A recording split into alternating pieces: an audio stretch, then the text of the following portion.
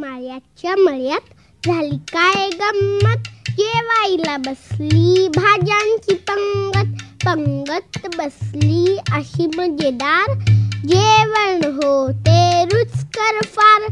भोपळे भाऊंचे फुगले पोट, टोमॅटोनी घेतले रसाचे घोट. भेंडीबाईला झाले आळणीत सारे, मिरचीबाईला लागले तिखट फार. गवारताई इवली सपाटून जेवली, दुध्या झाला आडवा त्याला झोप लागली.